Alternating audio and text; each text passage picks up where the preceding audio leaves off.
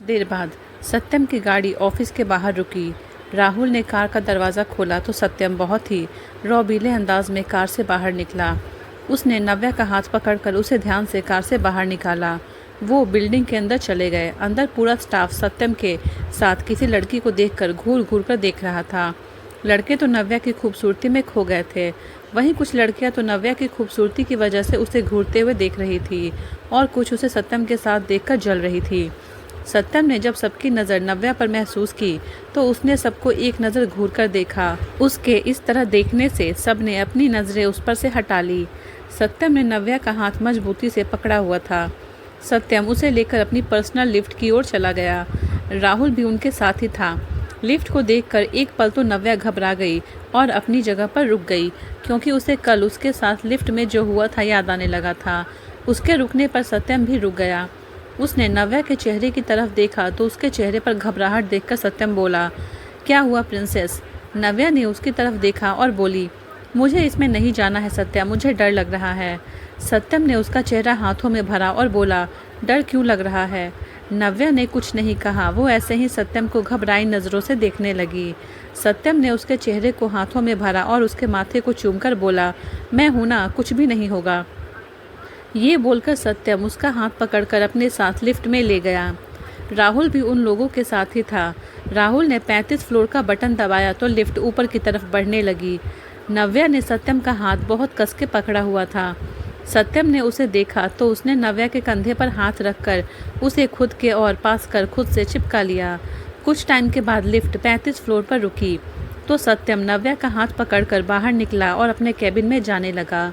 उस फ्लोर पर बस सत्यम का कैबिन ही था।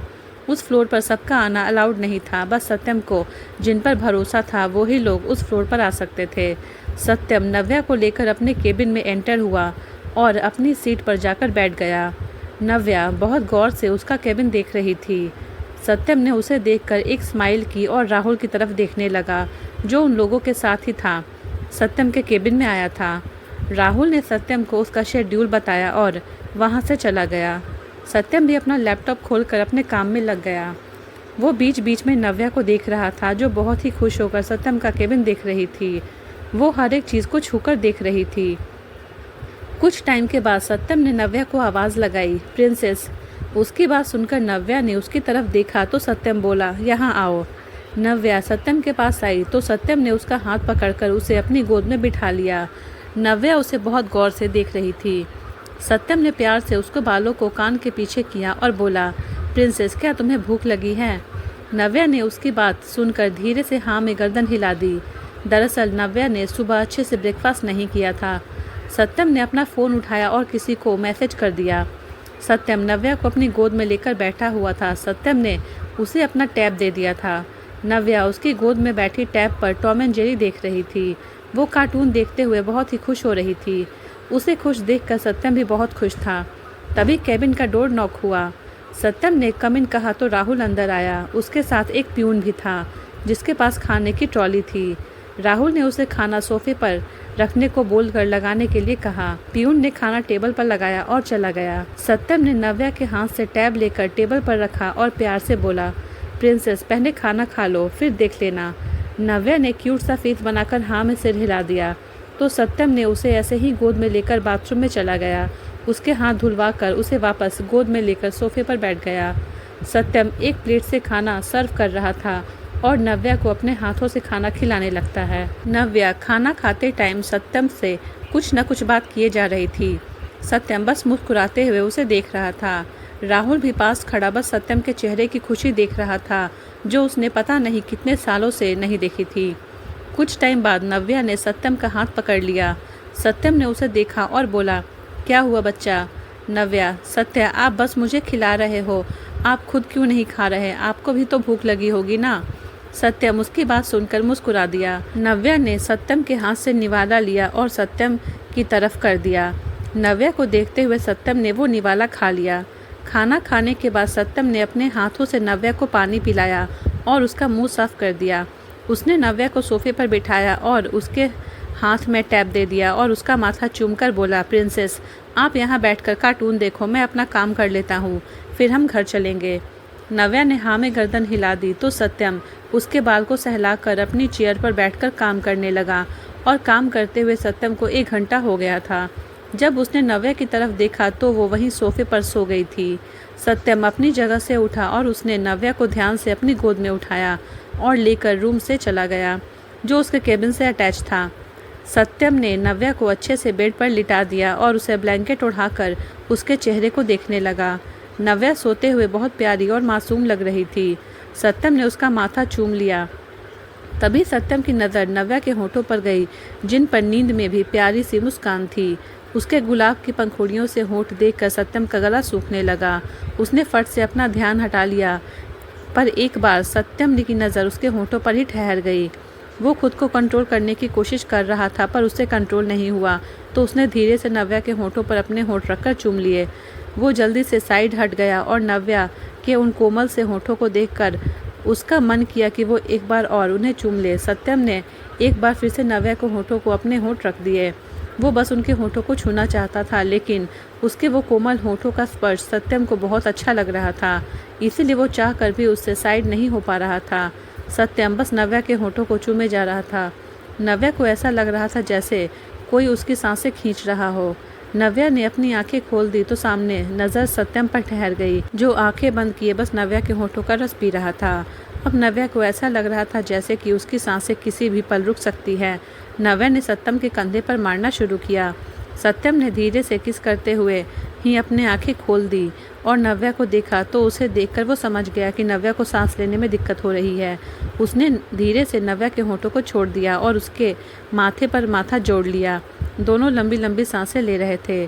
सत्यम नव्या के पास से बेड पर लेट गया और नव्या को अपने सीने से लगाकर उसकी पीठ सहलाने लगा। कुछ टाइम बाद नव्या ने उसे अपना चेहरा उठाकर देखा और क्यूट सा फेस बनाकर बोली, सत्या आप क्या कर रहे थे? सत्यम ने उसके प्यारे से चेहरे को देखा और बोला, मैं तो आपके किस कर रहा था प्रिंसेस। पर किस ऐसे थोड़ी ना करते हैं, किस तो गाल पर करते हैं, आपको इतना भी नहीं पता। सत्यम, प्रिंसेस आप चाहते हो कि मैं हमेशा आपके साथ रहूं और आपको ढेर सारा प्यार करूं, है ना?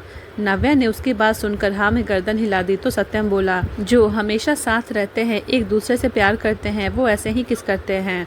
नव्या, सच्ची? पर दादू तो हमेशा गाल पर किस करते हैं, फिर यहाँ पर किस करते हैं।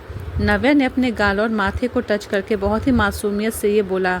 उसकी बात सुनकर सत्यम को समझ नहीं आ रहा था कि वो अपनी इस प्यारी सी गुड़िया को क्या जवाब दे। उसने प्यार से नव्या का गाल सहलाया और बोला, पर एक हस्बैंड अपनी वाइफ को ऐसे ही किस करता है।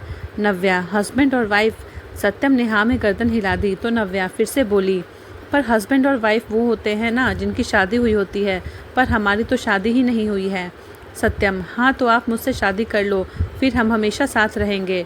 मैं हमेशा आपको बहुत प्यार करूँगा, हमेशा आपको प्रोटेक्ट करूँगा। नव्या, सच्ची? पर शादी में तो वो सुंदर सी रेड ड्रेस पहनते हैं ना, पर मेरे पास तो वो है ही नहीं। ये बोलकर नव्या उदास हो जाती है। सत्यम प्यार से उसका माथा चूम लेता है और उसे देखते हुए बोलता है, आपको वो ड्रेस चाहिए? अगर मैं आपको वो ड्रेस लेकर दूंगा तो आप मुझसे शादी करोगी? नव्या, आप लेकर दोगे मुझे वो ड्रेस? सत्यम हाँ में गर्दन हिलाता है तो नव्या उसकी हाँ सुनकर खुश हो जाती है और झट से उठकर बैठ जाती है और खुश होकर बोलती है, ठीक है, आप मुझे वो ड्रेस लेकर देना, फिर हम दोनों शादी करेंगे। पर आप मुझे कभी डांटना मत, रिया दीदी के जैसे, वरना मैं आपसे बिल्कुल भी बात नहीं करूँगी, आपसे गुस्सा हो जाऊँगी। उसकी बात सुनकर सत्यम बैठकर उसे अपनी गोद में बिठा लेता है और उसका चेहरा अपने हाथों में भरकर बोलता है, सत्यम कभी नहीं, आप तो मेरी जान हो बच्चा। इस सत्या की जान तो अब आप में बसती है। आपको हर्ट करने के बारे में कभी सोच भी नहीं सकता, और जो मेरी जान को हर्ट करने की कोशिश करेगा, सत्या उसे नहीं छोड़ेगा। ये बोलकर सत्यम नव्या का माथा चूमकर उसे सीने से लगा लेता है।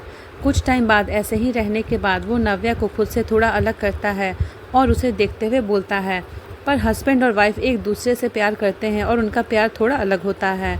नव्या उसकी बात सुनकर उसे देखती है और बोलती है, हस्बैंड और वाइफ का प्यार अलग कैसे हो सकता है? सत्यम उसके होठों को अपने अंगूठे से सहलाते हुए बोलता है, क्योंकि हस्बैंड अपनी वाइफ को यहाँ पर किस कर सकता है और प्यार कर सकता है। सत्यम के ऐसे नव्या के होठों को छूने से नव्या को एक अजीब सा एहसास होता है। उसकी धड़कनें तेज़ हो जाती हैं। वो सत्यम का हाथ पकड़ लेती है और अपनी आंखों को टिमटिमाते हुए सत्यम को देखने लगती है। सत्यम भी उसे ही देख रहा था। वो नव्या के चेंज होते एक्सप्रेशन को नोट कर रहा था। नव्या के हाथ पकड़ने पर वो नव्या को बोलता है, क्या हुआ बच्चा? नव्या, ऐसे मत करो सत्या। क्यों, क्या हुआ?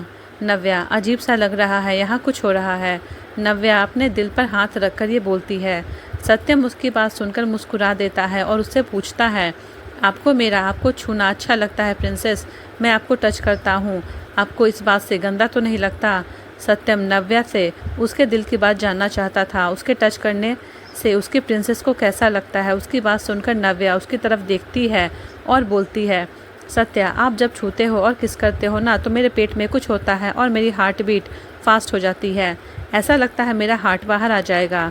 ये सब नव्या ने इतनी मासूमियत से कहा था कि सत्यम को उस पर बहुत प्यार आ रहा था कि वो टूट कर नव्या को प्यार करे, पर वो खुद को कंट्रोल कर बैठा हुआ था। पर उसे बहुत खुशी हो रही थी कि उसके छूने से उसकी प्रिंसेस को कुछ गंदा फील नहीं होता, बल्कि उसे कुछ अलग सा एहसास होता है और उसकी धड़कन सत्यम के छूने से तेज़ हो जाती है। सत्यम ने उसका माथा चूमा और उसे अपने सीने से लगा लिया। नव्या भी उसके सीने पर सिर रखकर बैठी हुई थी। कुछ टाइम बाद सत्यम का फ़ोन बजा। उसने देखा कि राहुल का फ़ोन आया था। उसने कॉल रिसीव किया और आगे राहुल ने कुछ कहा तो सत्यम बोला, ठीक है, तुम गाड़ी निकालने के लिए बोलो, हम आ रहे हैं। सत्यम नव्या के बाल को और कपड़े को ठीक करते हुए उसे लेकर ऑफिस से निकल जाता है।